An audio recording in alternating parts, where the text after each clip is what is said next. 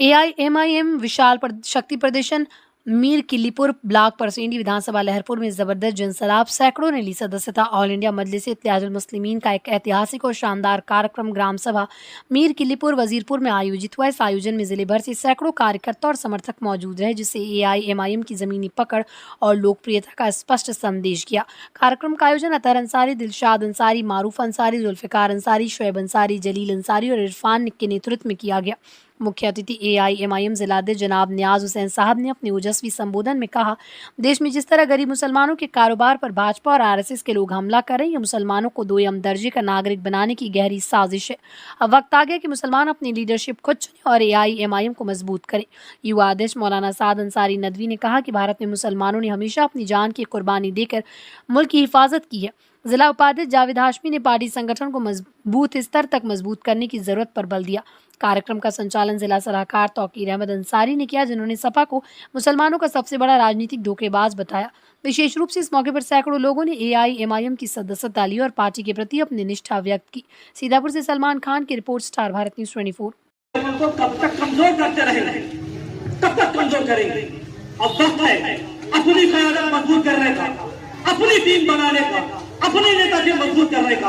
आप देखते हैं किस तरीके से अभी आप अंबेडकर के ऊपर कोई भी शख्स अगर अंबेडकर की मूर्ति तोड़ देता है तो जिले के लोग जिला का चक्का जाम कर देते हैं।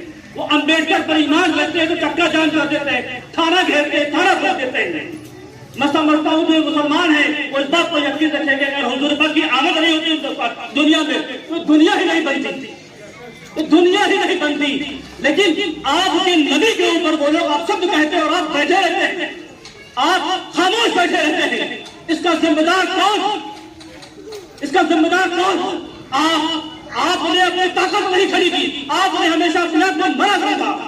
आप ताकतवर बनिए, आप जंगे बदर से अपने हौसले को मजबूत करिए। जंगे बदर हुए, कितने लोग जंगे बदर के बारे में जानते हैं?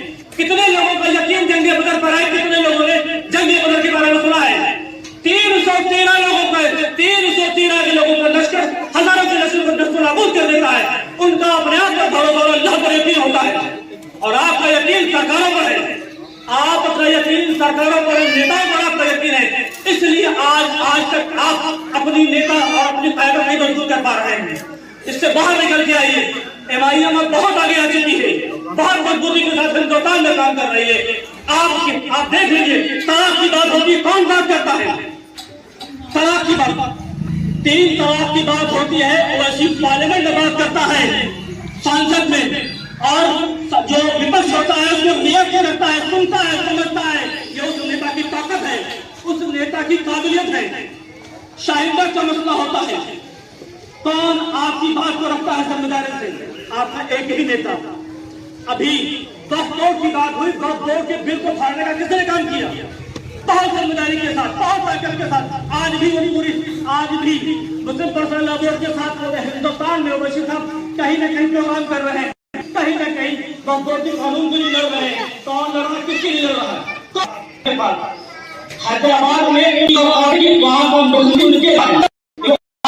बात करता है, कौन कदम रखता है, कौन कदम करता है, कौन क्यों उस नेता के पीछे जा रहे हैं, क्यों उस नेता के साथ जा रही है जो ओवैसी साहब को काटेगा?